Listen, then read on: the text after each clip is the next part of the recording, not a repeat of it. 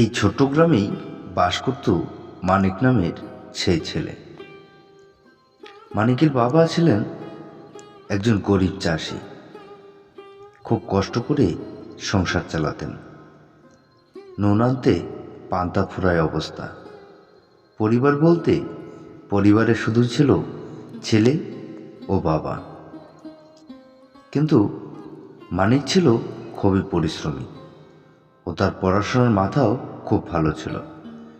সকালে ঘুম থেকে উঠে সে তার বাবার সাথে ক্ষেতের কাজ করতে যেত, বিকেলে বাড়ির অন্যান্য কাজ করত এবং রাতে সে পড়াশোনা করত।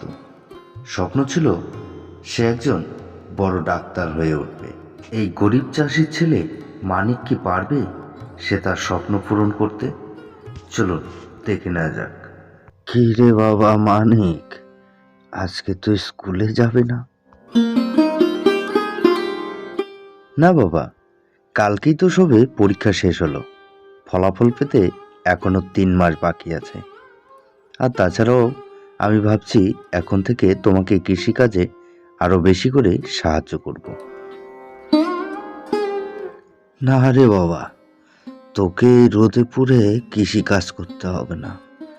তোর মায়ের স্বপ্ন ছিল তোকে নিয়ে, তোকে একজন বড় মানুষ করে তুলবে। সেটা তো আর হলো না।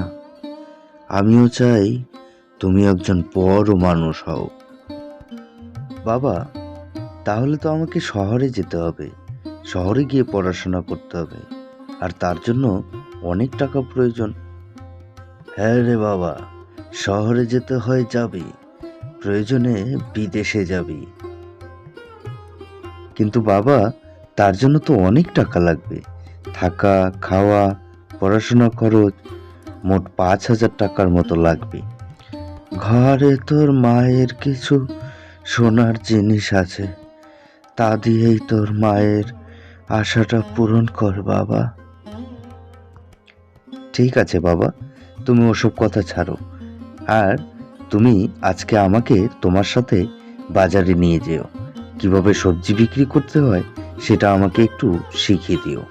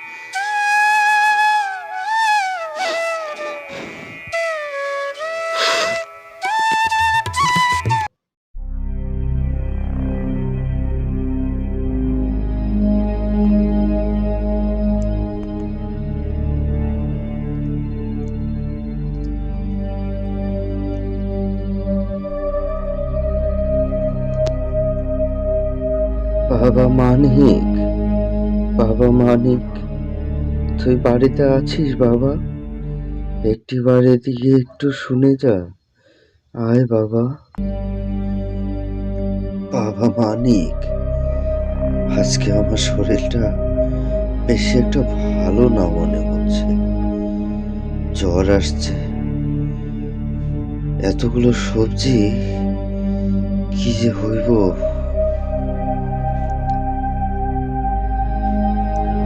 বাবা, এ তো জ্বর নয়, এ তো অনেক জ্বর। তোমার তো ওষুধ খেতেই হবে। আমি তোমার জন্য শহর থেকে ওষুধ নিয়ে আসছি। ওষুধ লাগবে না রে বাবা।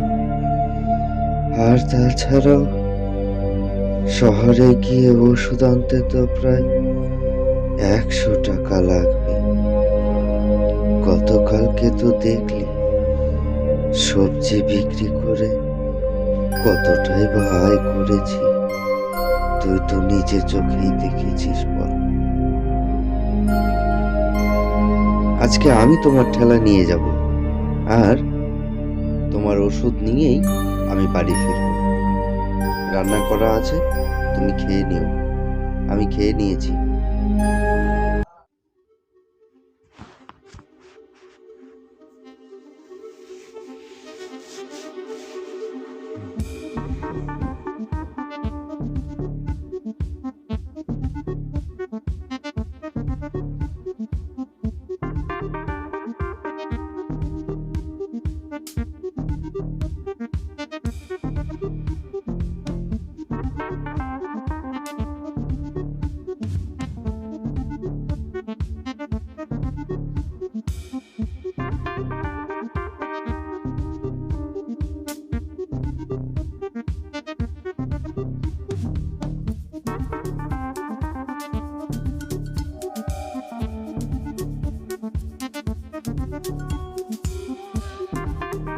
বাবা,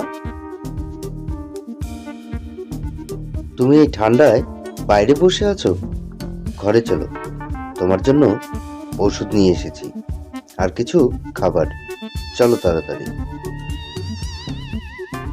বাবা মানি, তুই এত তাড়াতাড়ি সবজি বিক্রি করে আমার ওষুধ আবার খাবার নিয়েও চলে আসলি?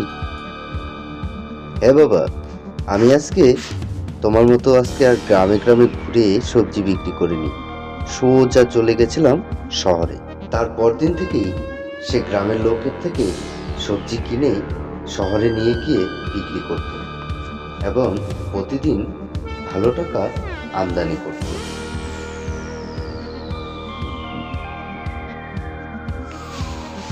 কিন্তু হঠাৎই একদিন সে অনেক মাল নিয়ে শহরে যায় এবং বিক্রি করতে একটু বেশি সময় লেগে যায়। এই 3 মাসে সে গ্রামের থেকে সবজি নিয়ে শহরে বিক্রি করে বেশ ভালো টাকাই ইনকাম করেছি। এখন আমার কাছে ডাক্তারি পড়ার মতো টাকা রয়েছে, কিন্তু ব্যবসাতেও বেশ ভালো লাভ করছি।